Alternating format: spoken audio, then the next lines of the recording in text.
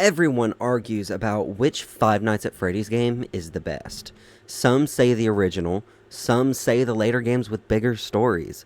But if you really look at the design of the series, the gameplay, the characters, and the impact it had on the entire franchise, the best game might actually be Five Nights at Freddy's 2. And yes, that might sound crazy, because this game is pure chaos. But that chaos is exactly why it works. Look at this game. Animatronics in the hallway, animatronics in the vents, animatronics in your office. Your flashlight is running out, the music box is about to wind down, and you're constantly flipping between cameras, lights, and the Freddy mask just trying to survive.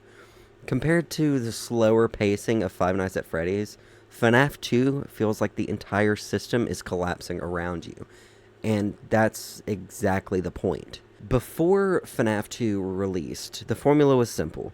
Close doors, watch cameras, save power, but the sequel completely redesigned how the game works. Oh, scary! Instead of one main mechanic, you now had to manage multiple threats at once. No doors, no real safety, just a flashlight, a mask, and your reaction time. And that shift changed the identity of the series. Instead of a slow survival game, FNAF became a panic simulator. The brilliance of FNAF 2 is how its mechanics all connect together. First, you have the Freddy mask. When an animatronic enters the office, you have to quickly put the mask on to trick them into leaving. But you can't wear it for too long because you also need to check the hallway. Then there's the flashlight. Without it, you can't see animatronics approaching from the hallway. But if you spam the flashlight too much, you might risk missing something important on the cameras. And then there's the mechanic that ties the entire game together. The music box, controlled by the character, the puppet. If the music box winds down, the puppet escapes, and once that happens, the night is basically over.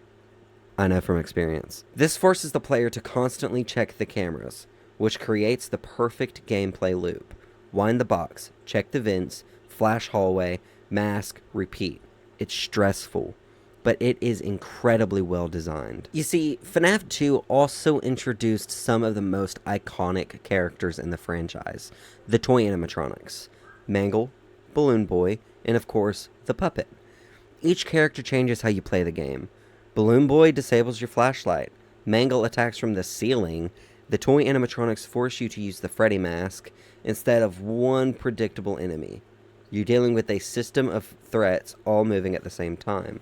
And that constant pressure is what made the game absolutely unforgettable. But what about the lore? FNAF 2 is also where the story of the franchise really began to unfold. Hidden minigames revealed glimpses of a much darker narrative. A mysterious purple figure, children disappearing, haunted animatronic suits. For the first time, players realized that this series wasn't just about surviving nights. There was a deeper story behind everything. Those early lore hints sparked an entire community dedicated to solving the mystery of the franchise. Without FNAF 2 expanding the narrative, the massive theory culture around the series might never have existed. Alright, but let's be fair. A lot of people criticize FNAF 2. Some people say the gameplay is too chaotic, others say it feels random. And compared to later entries like Five Nights at Freddy's Sister Location, or the pure fear of Five Nights at Freddy's 4, FNAF 2 can feel messy, but that chaos I personally feel is intentional. The restaurant in the story is already falling apart, the animatronics are malfunctioning, and the entire system is breaking down. The gameplay reflects that collapse. It's not supposed to feel controlled, it's supposed to feel overwhelming. Okay, the original FNAF created the formula. Later games expanded the story. But FNAF 2 is the game that made the franchise explode. It perfected the gameplay loop. It introduced iconic characters. It expanded the lore. And it created the chaotic identity that fans still associate with the series today. That's why FNAF isn't just a good sequel. It's the game that made Five Nights at Freddy's legendary. But that's, as always, my personal opinion. But I want to hear your opinion. Is Five Nights at Freddy's 2 the best game in the series, or does another game deserve that title? Let me know in the comments, and if you enjoy deep dives like this, subscribe, because there's a lot more to talk about in this series.